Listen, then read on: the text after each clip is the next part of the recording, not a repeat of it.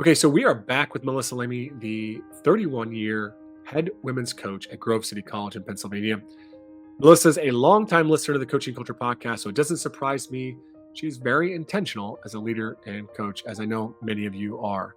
If you missed our last episode, be sure to give it a listen, as it really set the foundation for today's episode, where we are going to do a deep dive into their leadership council, or as she calls it, their leadership group.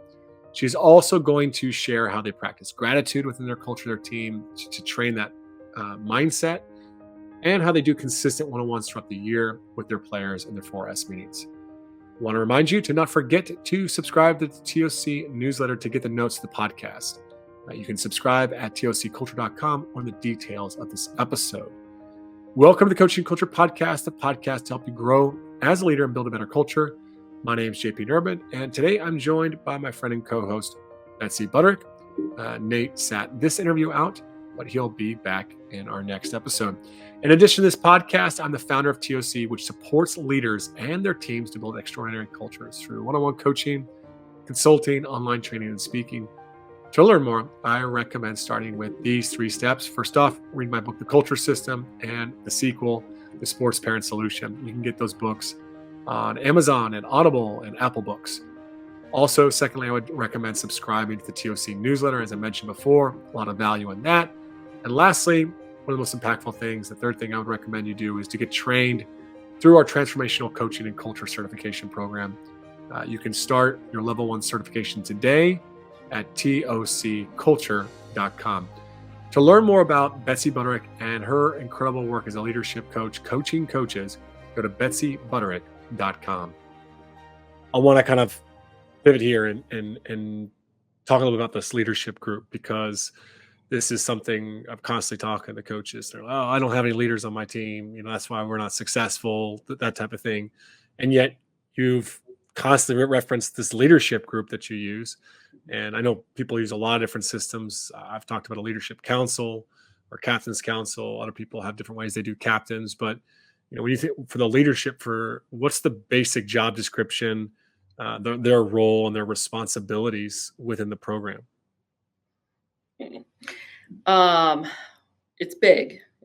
They have a lot of roles and responsibilities, but I would say the main thing is we talk about the law of the lid and the John Maxwell idea that wherever the leader is at in any category, situation, work rate, attitude for the day, whatever it is, wherever that lid is, wherever the leader is, it's really hard for anybody underneath them to go beyond that. So if our leaders are working at a 6 out of 10, it's not going to be a great practice. If our leaders are caring about our core values at a 6 out of 10, then probably the underclassmen and those below them are not going to care about it much beyond that. So that's on the field. Off the field, they are hopefully a lot of our standard bearers for what our core values look like when we're on a soccer field and when we're not.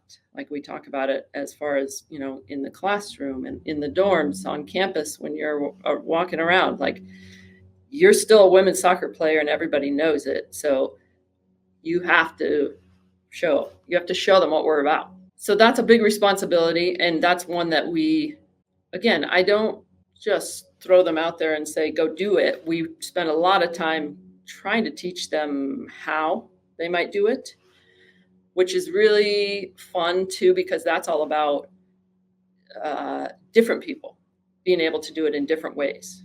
It's never go do exactly what that senior did last year. It's like, all right, this is our group now. How are we going to do it?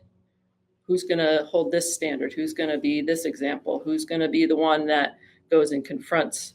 Because some people are better than others. So thank goodness we have some people that really are okay with it and can do it, which is the beauty of the group aspect, I think, versus the 1 or 2 captains.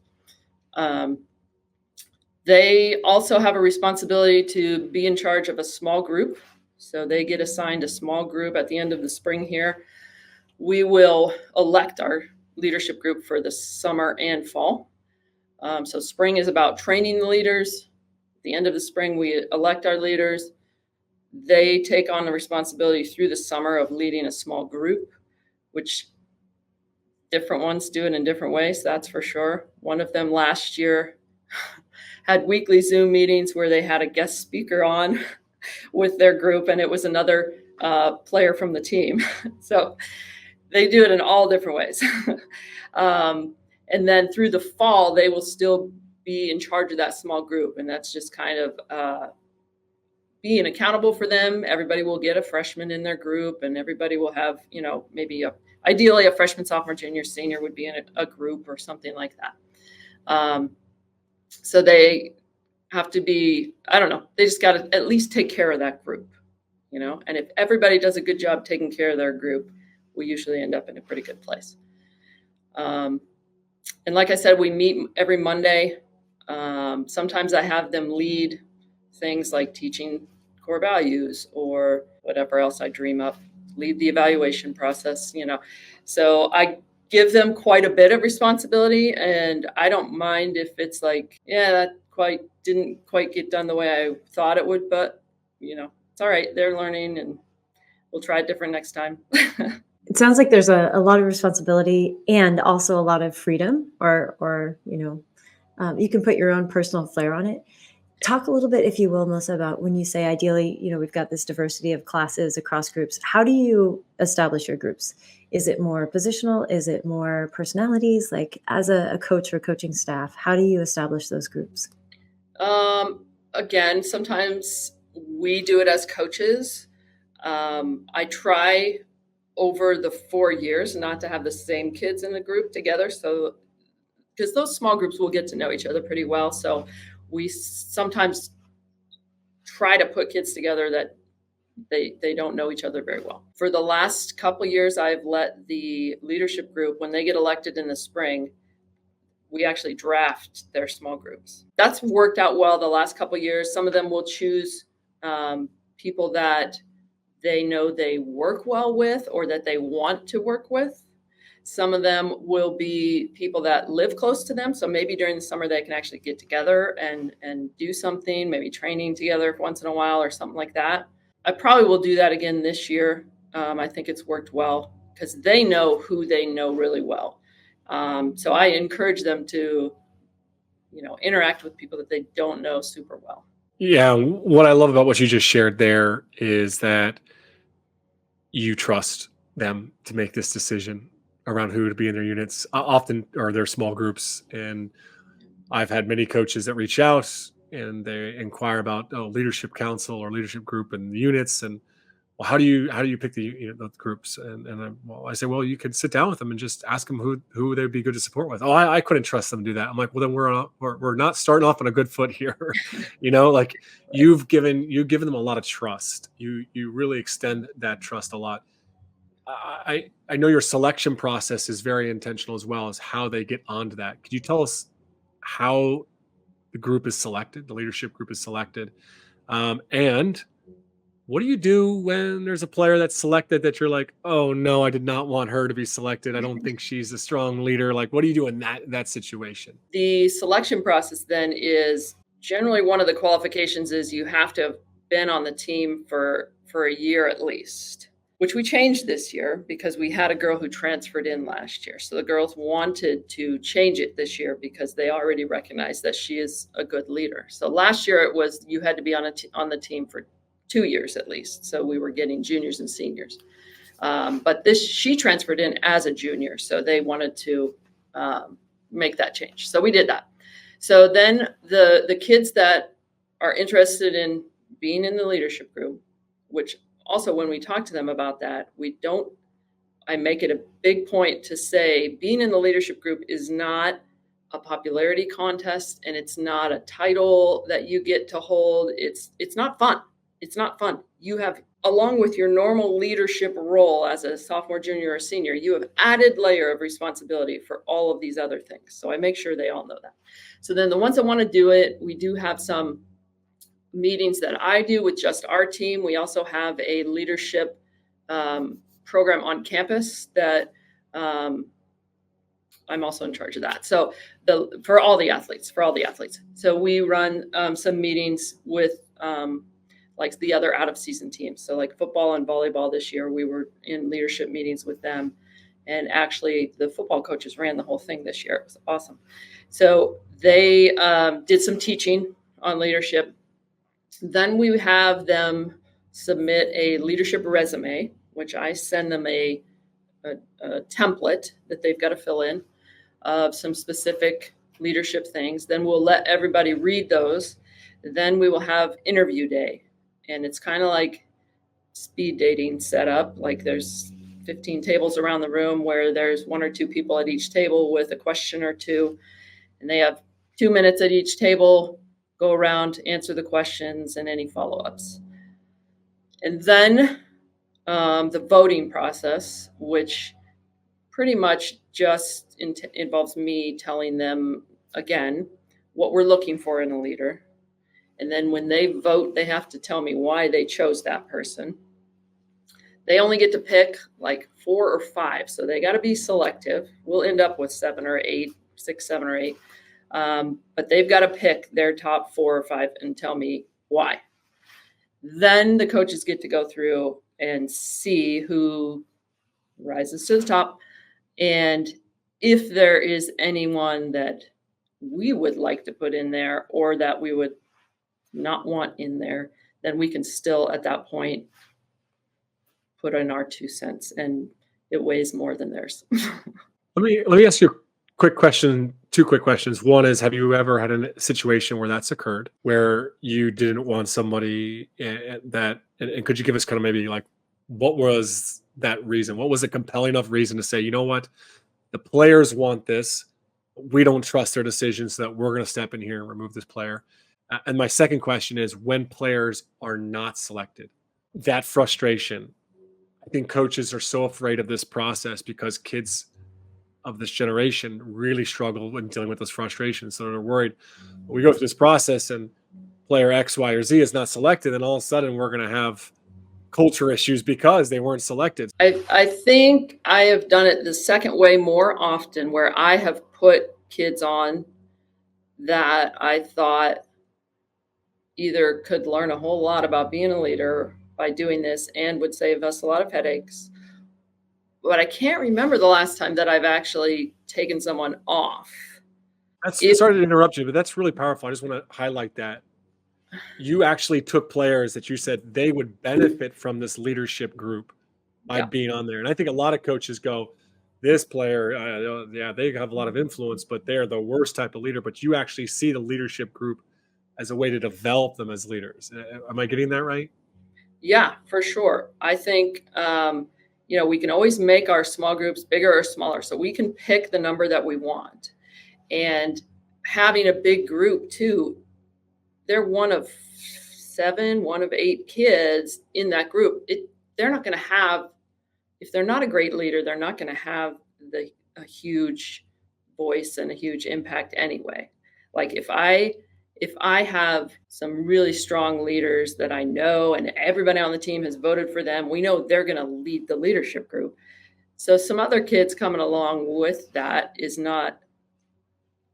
doesn't usually poison the water, so to speak, I guess. Is there, or has there been a situation where, let's say you've identified 2 or 3 individuals that you think would really benefit from the leadership group, and so you invite them on or you announce them, and then they don't want to do it? They're like, yeah, remember that part where you said, this is really hard? Yeah, I don't want that. Like, I know I could be a great leader. I'm not interested in that. Yeah. Has that come up for you? And if so, how have you addressed it? Yeah, it's rare. It is. Oh, I don't make them do it, for sure. I mean, if they don't want to do it, they don't do it. We actually had one of our seniors this year go through the whole process before this fall. So last spring, she went through the whole process. And by the end, she decided she didn't want to continue. She didn't want to try to be on the leadership group. And her concern was she is like a key player for us on the field, a starter, and was a leader on the field. She said, Coach, do you think if I am not on the leadership group that people won't see me as a leader? And she said, I don't need to be on the leadership group I trust everyone else who will be doing the leading. Like I'm happy to just play and lead on the field, and she was fine with that role, but she was worried about others not seeing her as a leader. Um, so I mean, we just talked it out one on one with her, and she was fine with it by the end. And I don't think it was a problem for anyone else. Like I think they still, because we make a big deal about everybody has a leadership role on our team. So even if you're not on leadership group, there's still expectations of you as a leader. If you're a senior, you're a leader on our team, whether you're on the leadership group or not. So I think kind of reiterating that before we chose our leaders with the whole team was good.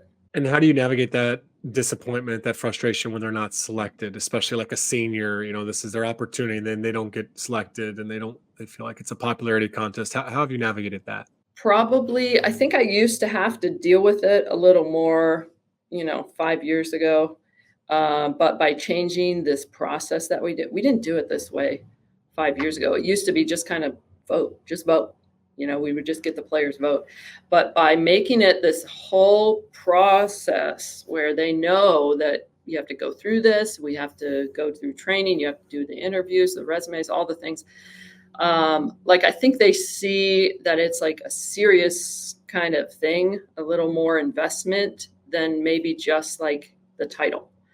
So it has not been a problem for the last couple of years. So I'm hopeful that maybe solving it on the front end rather than dealing with it on the back end. Has there been any seasons as you look back on the leadership group that they just went downhill really fast and kind of then the season really struggled?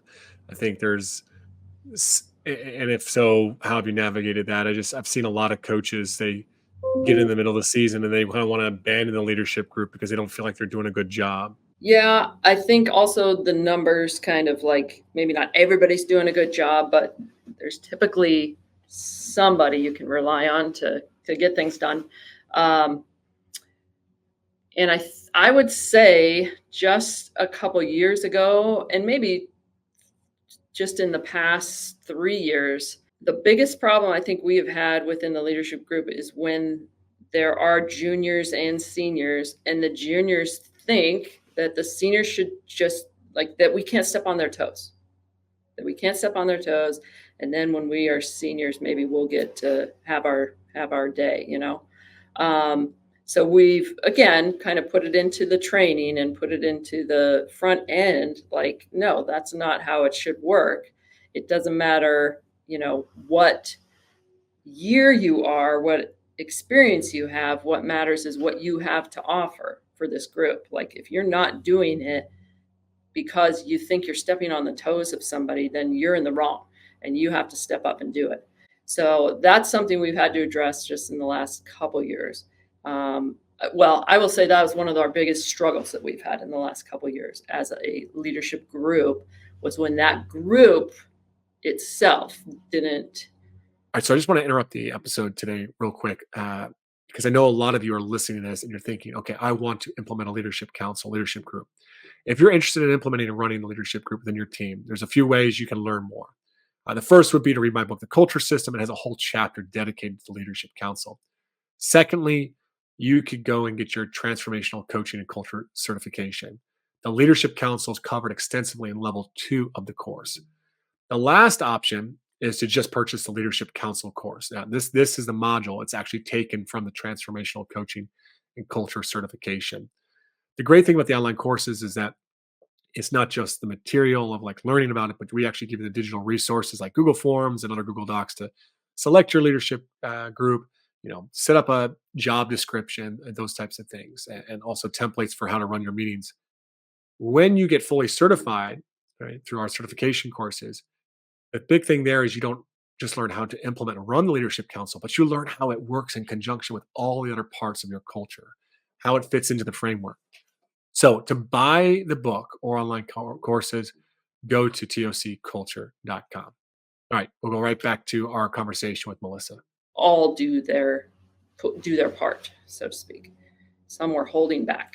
Thanks for letting us pepper you with questions around the leadership group there. I know we were really getting in the weeds there, but that's something that I think really holds a lot of coaches up. And what I notice about you is you're really, really intentional, right? It's not just like, oh, we develop leaders by training them. Like that you really think about every aspect of your program. You really focus on the system there. So I appreciate that. One thing that I felt today in our conversation and that I've heard you speak about in previous conversations is gratitude. I've definitely felt you're very grateful for the opportunity to be a coach. Talk to us about gratitude, what it means to you, and just kind of how you try to bring that about in your program. Yeah. That's something that, again, I was not intentional about um, early on. I think probably as I've grown as a coach and still appreciate what I get to do every day, I've wanted it to be more part of what we're doing every day and making sure they appreciate what they get to do every day, because not everybody gets to play college soccer and not everybody gets to play on a team like ours. And it's not something they should take for granted. It's definitely not something they should stress out about. And it is, so we found some really fun ways to do it. So every Thursday, we have Thanksgiving Thursday on our team. And after practice, we just circle up and I give them a theme typically. And just let them say, what are you thankful for? Sometimes it's like about your classes or your professors. And sometimes it's about soccer and your teammates or your family at home. What are you thankful for? And anybody just speaks up, and for 5 minutes, we're thankful for that. The other thing we do during the month of October. So October is my favorite month of the year in Pennsylvania, where there's a million trees everywhere. It is beautiful. The weather's perfect. Not every day, but pretty much. I still call it, it's a Bronco sky when the sun is setting, because it's beautiful. So anyway, soccer in October, we celebrate Socktober. So we have a calendar that I put out, and we have each week of October is somebody's week. So the freshmen get the first week. It's Freshman Appreciation Week, the first week of October. They get to do special stuff at practice. They get to draft our teams on Mondays when we do Euro Cup and things like that. They, lead some things or whatever. And everybody else is charged with showing them appreciation somehow, usually anonymous, but not always. Of course, they're very creative with that stuff. They sing rap songs about the freshmen on the bus and do lots of stuff to the locker room and things like that. And then the sophomores the next week, the juniors the next week, and then the seniors ideally ends with, senior night that last Saturday in October. I don't know. That's been around for, 10 years probably that we've been doing that.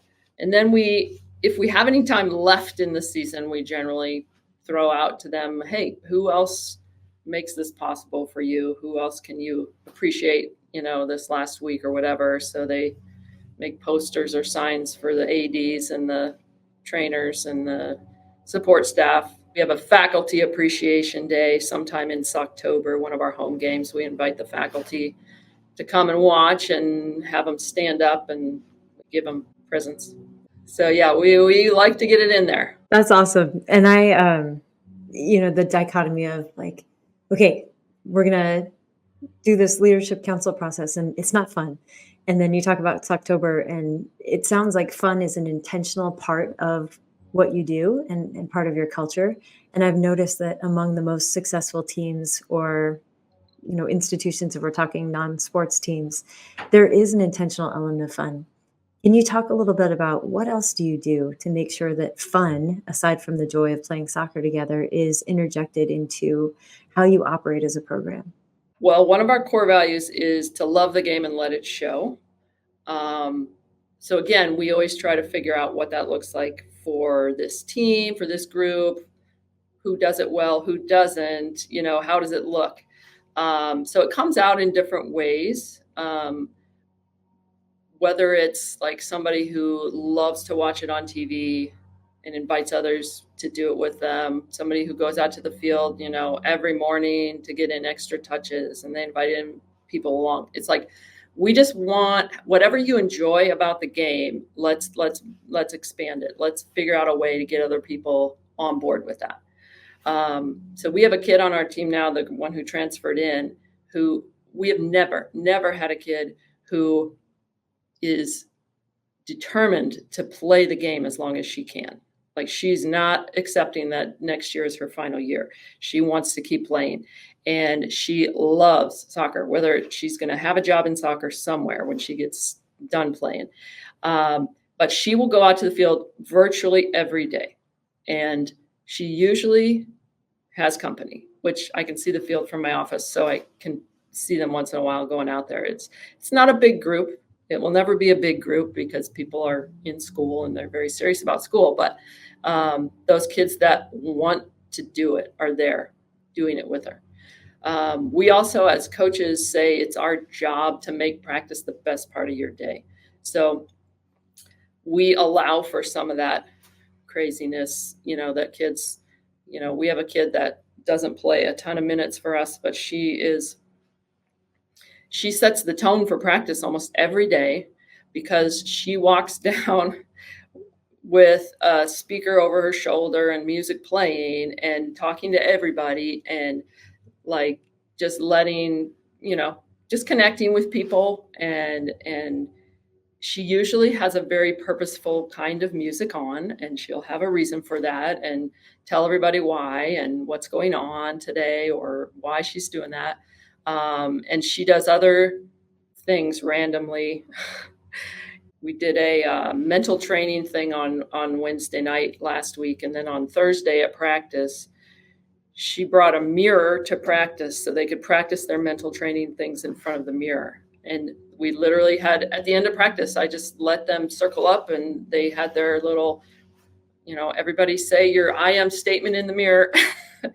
And you just got to let it happen sometimes so that they want to come back. We want them to want to be there.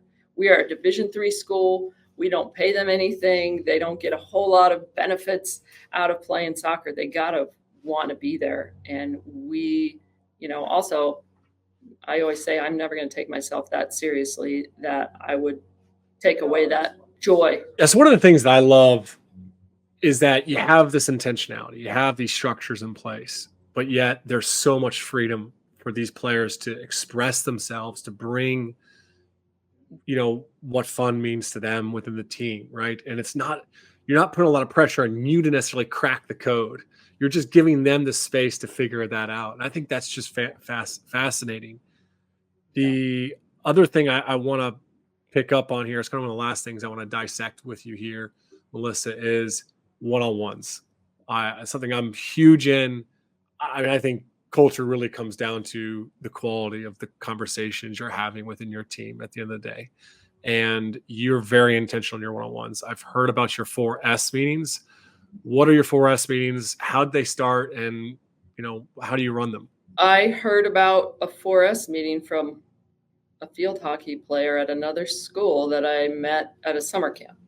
And she told me about how her coach did this. And I have always, honestly, at the beginning of my career, the biggest complaint I would get from players is like, you don't talk to us enough. You don't give us enough feedback. You don't communicate well, which is true. I didn't. So I was kind of looking for a way to bridge that gap a little bit. One way I did it was with an assistant coach that I hired who's awesome at it. But the other way is the 4S meetings. And I think, so it's probably been 7 or 8 years that we started doing them. And all it is once a month, we will have them in the office one-on-one, or sometimes it's like all 2 or 3 coaches, whoever can be there with the one person. And it's very much, we talk about soccer. I mean, if they have any questions, if they have anything that they want to talk about soccer-wise, we do. But then I always ask questions about school. How's school going? What are you learning? What's your favorite class? Why do you like this? What are you going to do with your degree when you finish? So we ask about school, because that's obviously has a huge impact on their life right now. Then we talk about their social life, which a lot of that is, who do you live with in the dorms? Who's around you all the time? What are you doing with your friends? And, who you're hanging out with and how's that going? And if they have a boyfriend and how's that going? And all those things that also have a huge impact on how they play, quite honestly. And then we talk about their spiritual life. Where are they at? What are they learning? We have core classes that they have to take here that will, a lot of them learn so much in those classes, and talking through that and how that impacts who they are, and even where soccer fits in with all of that. That's another thing we will do. It's another point of, I want to know who they are beyond the soccer field. I only get to spend at most 2 hours with them a day for 3 months. And then in the spring, I get 24 days to hang out with them, so other than my leadership meetings. So yeah, we try to connect. So the 4S, I try to keep going all year round. There's certain times when it can be face-to-face. Obviously, other times it can't. December when they're home for Christmas, it's generally a text or something. Over the summer, I will at least once, maybe twice, actually call them on the phone, and they have to talk to me about these things, which is also good for them. Freshman conversations are very short, but senior ones are very long. So it's fun that way to get to know them. So yeah, that's our 4S meetings. That's been a huge, difference maker, because not too many kids complain now about not communicating. Another cool fact here I was curious to ask you about was your daughter played 4 seasons for you. Yeah. And what was that experience like? What went well? And if you could do it again, what would you do differently? Oh boy, so many things. Okay, her freshman year, she came in with a super small class that year. And it was one of the first years that we had stopped having tryouts, and we just we offered kids spots. So through ID camps now that we can run and things like that, we can do so much more on the front end. So now we offer a spot on our team. So I was sort of right on the edge of that, and she came in with 4 people. We needed all of them. Numbers wise, we just needed all of them. So she didn't get a tryout. She didn't really, obviously I knew what she could do. But she played at the local high school, didn't play club. I knew she could be a decent player for us. So her freshman year, she came in to a pretty established team, didn't play at all. We won the conference. So it's like normal. Like that's probably what happens for all freshmen, mostly on an established team that's really good. There's not going to be a ton of them that get on the field. By her senior year, she was starting. But through it all, the one thing I would change would be, I don't know, it's like I was too familiar with her that I was telling myself what she was thinking. I would say something and I would think to myself, oh, she's probably thinking that. So I didn't ever coach her. I didn't ever really dig into what are you thinking, or what did you see there, or because I assumed that I knew it. I don't know, because we were obviously familiar, which maybe some of it was right, but I never made sure. So I don't think I coached her as well as I could have, but I am really grateful that she was part of the team for those 4 years, because to me, that's the biggest thing, is being part of the group, part of the culture, and part of the people around her were the ones that impacted her as much as I did. So as long as she was there and part of it, I'm really thankful for that. And I appreciate the ownership, the admission of because I thought I knew what she would say or how she would respond, I didn't coach her. I think this shows up in a lot of relationships, not just familial ones. Tell me from your perspective, if you had to pick 3 words that your daughter would use to describe you as a coach, or your coaching style, let's say based off of what she observed, if you didn't coach her maybe as much as you did other people, how would she describe you as a coach? She would recognize, again, I'm guessing knowing who she is, she would recognize that I'm always fair, that I would probably be really well prepared, but she also knows that I love the game, because we sat in a basement and watched a whole lot of games together before she ever got to college. Just a question to get you out of here. 31 years of coaching. everyone that listens to this podcast is looking to learn and grow, become more of an effective coach, more of an effective leader, just what have been some of the most impactful things on your journey, whether it's a book, a certain speaker, a certain mentor that you might encourage coaches to explore? One of the things that I've done a whole lot of in my role as the leadership in charge of the leadership group, the leadership program on our campus for the athletes, for all athletes, is a lot more things like the DISC assessment, the strengths assessment, the things like that that I've gotten to do with groups of kids. That has helped me so much to recognize like how I generally see things is not exactly like how everybody else does. Like I'm pretty sure I used to think everybody thought like I did and just assumed that they would act like I would, of course. And that's totally not true. But recognizing my strengths in that, but also my like blind spots. Like, yeah, I'm not a great communicator. I'm not an eye, not a really strong eye. So what can I do about that? What do I need to do? Well, I need to set up some 4S meetings and force myself to communicate a little better and give myself that opportunity to do that for kids. But I also can, surround myself with people who I think I've recruited more eyes in the last 5 years than I don't know why, but it's just ended up that way. And so giving them some of that ownership and leadership role there. Another thing that I teach one class here on campus, and it's in the education department, actually. All of our elementary education majors have to take a phys ed, an elementary PE course. It's just a 1-credit course. So once a week, I have them for an hour. And that has been great to stay in the teaching side of things and to recognize like I'm teaching teachers how to teach sports, PE in that movement area. Like, what do they need to know? And that has forced me to recognize like, well, I do it this way. Is that the right way? Is that, should I do it better? Can I do it better? The latest book that I'm reading is, it's called The Coach's Guide to Teaching by Doug Lamie. So I just started that and it looks awesome so far. It's great so far. Plowing through that. But I really do believe teaching might be getting out of, it's fading away, I think, from coaching a lot. Like, that's why I got into it, is because, growing up through high school and my dad was a coach and he's a teacher, and I don't think the two were ever separated. So that's how I learned.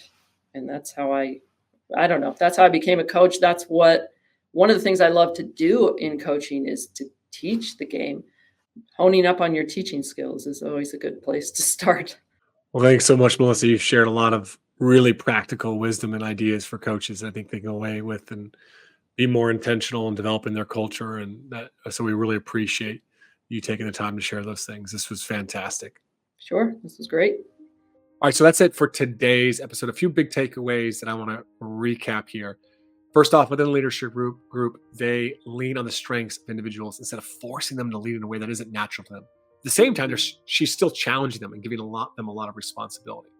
I think it's also important to note that she really leverages her small groups, or as I call them, units. And I think that's really important. It helps to break down cliques and to really create connections within the team. She gives them a lot of responsibility with a lot of freedom or autonomy to put their own stamp on it. So the whole leadership council framework system, it can seem very, structured and not a lot, of freedom autonomy. It's like, do this step 1, step 2, step 3. But really within it, within that framework, within that structure, it is a lot of freedom for leaders to develop and learn about themselves. I think it's really important, and it's something you have to note, is that she is very intentional now in her process for creating or selecting a leadership council. She wasn't always. And I think, you might have caught it in the last 5 years. She's had a lot less cultural issues, as well as a more effective leadership group in many ways because of her intentional process. Other things worth mentioning here are gratitude as a mindset. But to develop that mindset within our team, we need to have it as a practice. So you have to be intentional within your culture system to really reinforce and train this mindset. And she shared some great ones today that I know they may work for you. They may not work you, but you got to find something. And I would also encourage you as a coach.